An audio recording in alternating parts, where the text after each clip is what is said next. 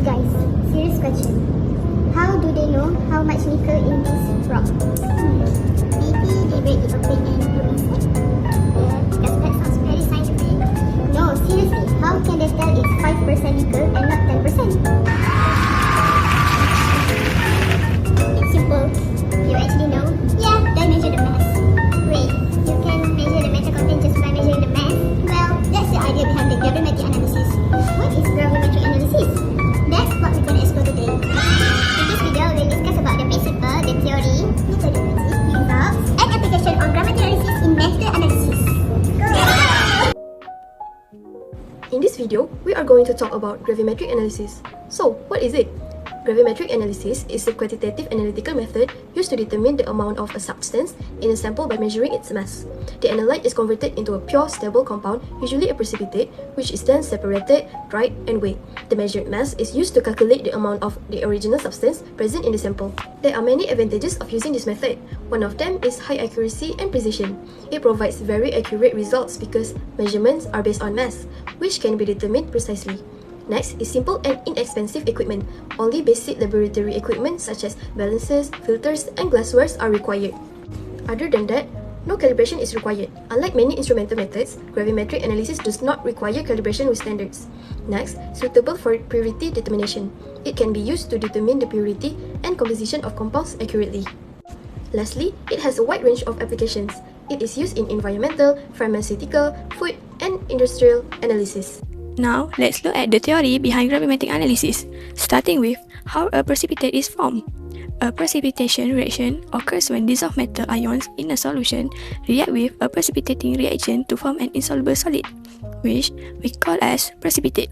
For example, when iron ions react with hydroxide ions, they form iron hydroxide as a solid. The extent to which this precipitate forms depends on the solubility product constant, or we call as Ksp. A compound with low Ksp has low solubility, meaning more of the metal ion is converted into solid precipitate. This is exactly what we want in gravimetric analysis, which is to capture as much of the metal as possible so we can measure it accurately. Once we understand how a precipitate forms, we need to know what makes a good one. An ideal precipitate should have low solubility, high purity, large crystal size, and a stable chemical composition that is easy to filter and dry. Crystal size is especially important. Large crystals contain fewer impurities and are much easier to filter. But for small crystal, on the other hand, can trap impurities, pass through the paper filter, and cause metal loss, all of which can increase the experimental error. In metal analysis, even the smallest impurity or loss can affect our final result, so choosing the right condition to grow a large and pure crystal is critical. Finally, let's talk about how we calculate the actual mass of the metal from the precipitate we collected. First, we use something called the gravimetric factor, or for short we call as GF. This formula converts the mass of the precipitate into the mass of the metal analyte using the formula weights and the molar ratio between them. For example, to find the mass of iron from iron hydroxide precipitate, we need to multiply the precipitate mass by the gravimetric factor of 0.5226. However, accuracy can be affected by two main sources of error. So the first one is co-precipitation, where the impurities get trapped inside the crystals during the formation.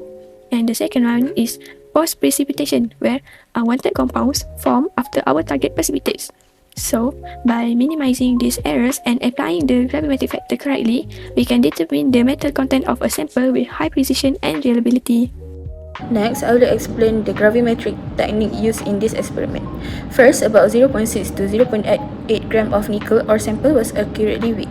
Next, the sample was dissolved using distilled water, hydrochloric acid, and nitric acid. Then, dimethyl-glyoxime DMG reagent was added, followed by aqueous ammonia to adjust the pH, which formed the red nickel DMG precipitate. Then, the solution was covered and left overnight to allow the nickel DMG precipitate to form completely. After the precipitate had completely formed, it was separated from the solution by vacuum filtration using a vacuum funnel. The precipitate was washed with distilled water to remove impurities. Next, the washed precipitate was dried in an oven at 110 to 120 degrees Celsius until a constant mass was obtained. Lastly, the dried precipitate was weighed, the mass of empty crucible was subtracted, and the gravimetric factor was used to calculate the percentage of nickel in the ore and determine the recovery percentage. Now, we will look at the results. The objective of this experiment is we want to determine the percentage of nickels in a sample using gravimetric analysis. Nickel ions are precipitated with dimethyl glycine, forming a red crystalline product. The mass of this dried precipitate is then used to calculate the nickel content. Here are the results from 6 samples. Each sample was weighed, precipitated, and filtered using the gravimetric setup. The precipitate mass ranged between 0.15 and 0.178 grams. From these results, the nickel percentage found were very consistent, close to 100% recovery. This shows the accuracy and reproducibility of the method. Let's go through the calculation for sample 2. First, the mass of nickel DMG precipitate was measured as 0.1609 grams. Next, we use the gravimetric factor, which is the ratio of the molar mass of nickel to molar mass of nickel DMG. That gives 58.69 divided by 288.91 equal to 0.2031. Then, we multiply this factor by precipitate mass. 0.2031 times 0.1609 is equal to 0.032 grams of nickel. Finally, we divide the nickel mass by the original sample mass, 0.327 over 0.6554, and multiply by 100. This gives 4.99% nickel. The same method was applied to all samples and the result consistently ranged between 4.99 and 5.02%. Hello everyone, now I will talk about the application of gravimetric determination of nickel using dimethyl oxide or DMG. This method has 3 main applications: metallurgy and alloy analysis, material science research, and pharmaceutical quality control.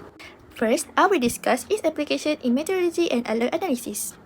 This method is commonly used to determine the amount of nickel in alloy such as stainless steel. Nickel is an important component that improves the strength, durability, and corrosion resistance of metals. Therefore, accurate nickel determination helps industry ensure that their products meet their quality standards. The second application is in material science research.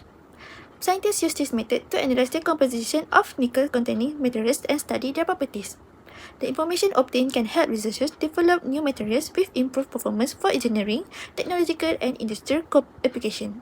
Lastly, this method is also important in pharmaceutical quality control. During the manufacturing of certain drugs, nickel compound may be used as catalyst in chemical reactions. As a result, trace of nickel can remain in the final product. This method is used to detect and quantify nickel impurities, ensuring that pharmaceutical products are safe, pure, and comply with quality regulations. So guys, we finally solved the mystery. Yep, the step for measurement, proper procedures, and a lot of chemistry. Through gravimetric analysis, nickel can be converted into a stable precipitate, virtually accurate, and used to determine its percentage in the sample. And we have seen the result is highly accurate and consistent with the expected value. Yes, that's why this technique is widely used today. Yes,